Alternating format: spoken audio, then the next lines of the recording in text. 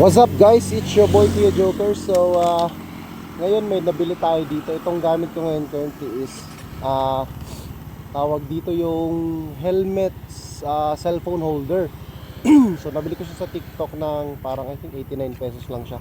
Plus mas mahal pa nga yung shipping fee. So ngayon tetestingin ko siya kung maganda ba siya, kung hindi ba maalog, kung maganda ba yung kuha, maganda ba yung angles or what. Separate video yung pagkakabit. Ito lang muna right. Pinagdag ko dapat nag-unboxing muna ako kasi para makita talaga natin. Kaso hindi ako marunong mag-unboxing kaya susubukan ko mamaya. So unahin ko muna tong ride test. So ngayon nandito tayo sa may seminaryo dito sa may Ampayon sa Butuan. So ikot lang tayo.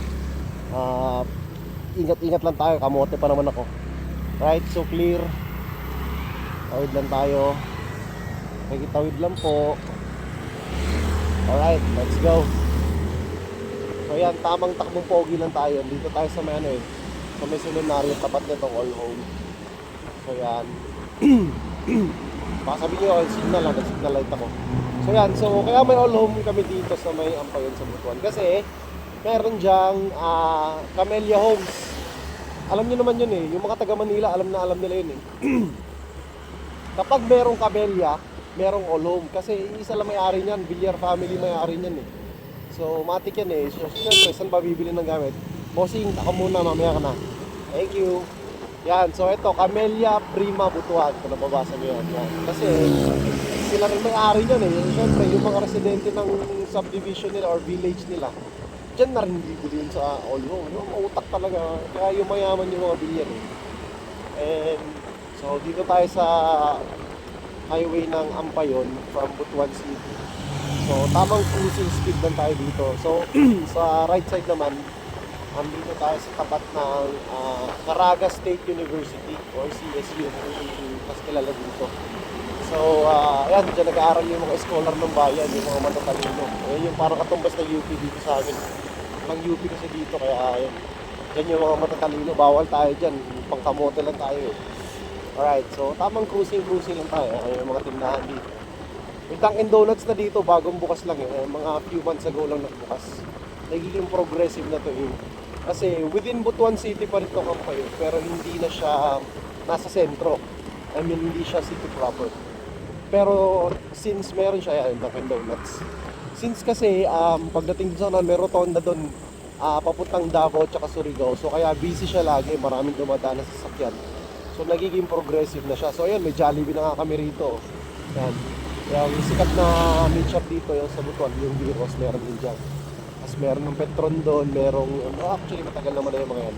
Yung bagong bukas dito is yung Dunkin Donuts, Jollibee, tsaka yung Save More, yan, Save More. Alam mong medyo progressive na yung lugar pag may Save More, yan. Doon sa matadaanan natin, mamaya daanan natin. Kaya may mga putasan kami dito, yan, M. Villar, padalahan ng pera.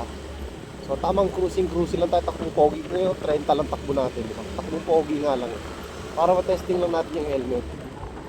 Yan. So yan, yun yung Jollibee namin dito. Nung kakabukas nyo, ang haba ng pila So nandito yung Save More, yan. May Save More na. Dati wala yan, kakabukas lang yan. Itong dyan, din January. I think November yata nagbukas yan. So ilang buwan pa lang. Kasi bagong bago. Kaya ito yung sinasabi ko, busy lagi dito na part kasi dyan sa kanan papasok ng palengke ng Ampayon, yung merkado kung tawagin.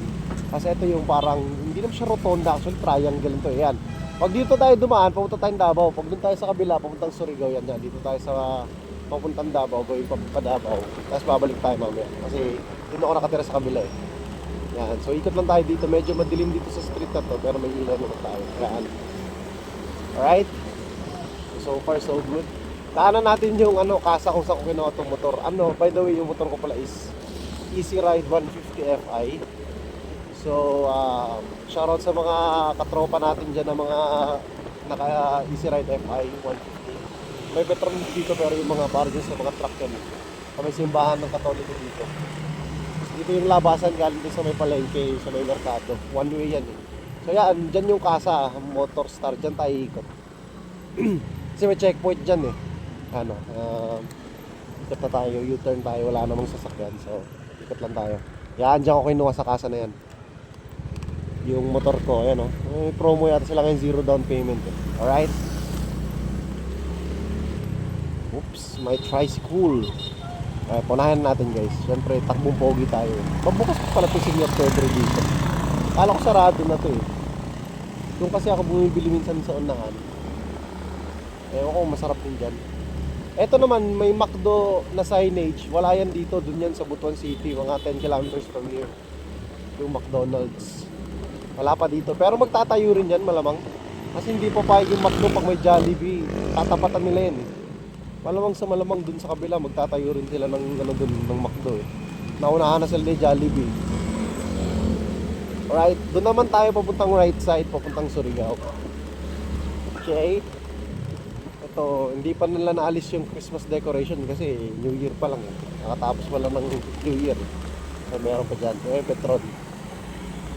Alright, so ito yung tulay. Dandaan lang tayo at busy talaga sa kalsadang to eh. Alright, let's go. May Crispy King. Sinasakop na tayo ng Crispy King. If you know, you know. Alright, so tamang kurbatan tayo. Doon tayo siguro tumigil sa may Tagubo or dun sa may simbahan ng iglesia para makompleto natin tong ating testing ng ating ng ating helmet attachment cellphone holder. 89 pesos lang to, naka-promo sa TikTok eh. Mahal pa nga yung shipping fee, 110 yata yung shipping fee nito. Okay naman, eh, nakita ko yung mga ibang negative review dun, madali daw matanggal, maalog, kaya sinubukan ko agad. Pero so far, mukhang hindi naman siya maalog. Tsaka mahigpit naman, baka kasi hindi nila hinihigpitan, talagang aalog yung pag hinihigpitan. Kaya dito, may mga tindahan ng balot dito, balot ito, tindahan nila. Yata, yan, tindahan ng balot. Gilid-gilid lang tayo kasi mabibilis yung sasakyan dito eh. Kaya pag gilid-gilid lang tayo, takpo-pogi tayo pagka sumabay tayo sa mayan. Baka ma-sidesweep tayo eh. You know, kasi maluwag yung kalsada dito. Hindi kasi kagaya sa Metro Manila na masikip yung daan. I mean, matraffic yung daan. Kaya mabagal lang yung takbuhan ng mga sasakyan. Dito luwag talaga eh. Kaya hindi ko namimiss yung traffic sa Metro Manila. Kaya dito na ako eh.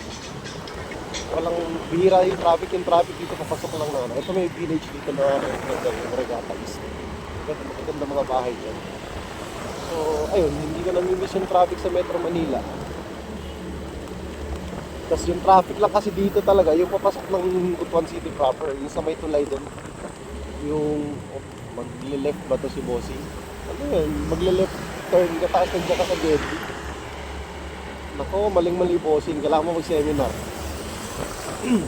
Dapat doon ka na sa may gitna. Umigilid yung mga nandyan para ano, baka masyado naman tayong judgmental. Baka naman mamaya may hinahanap na si Bossy. Ito, Jehovah's Witness. Tumugpas na ba ako sa simbahan ng iglesia? Tumugpas na nga yata ako. Ibali, ikot na lang ako sa kabilang mamaya. Doon tayo titigil sa may ano, para matapos na natin itong ating testing. So, sa mga bagong viewers ko dyan, I hope you subscribe to my channel. Bagong gawa ko lang ito eh. Kasi kakakuha ko lang din ng motor na ito eh. Naisipan ko maging motovlogger bigla eh. Gamer talaga ako. Yung isang page ko yung ano, The Joker 6 Gaming. Naglalaro ko ML tsaka kung ano-ano kanik-kanik na laro. Yun talaga yung main channel ko, yung may 13k subscribers. At hanggang dito na lang ako. Ayoko na lumayo. Masyado na malayo to. Alright. So, salamat sa mga nanonood at sa mga ano, bagong followers and subscribers natin. Just shoutout sa inyo. Comment lang kayo para ma-shoutout ko kayo sa next video. Alright? Peace out! Hasta la vista!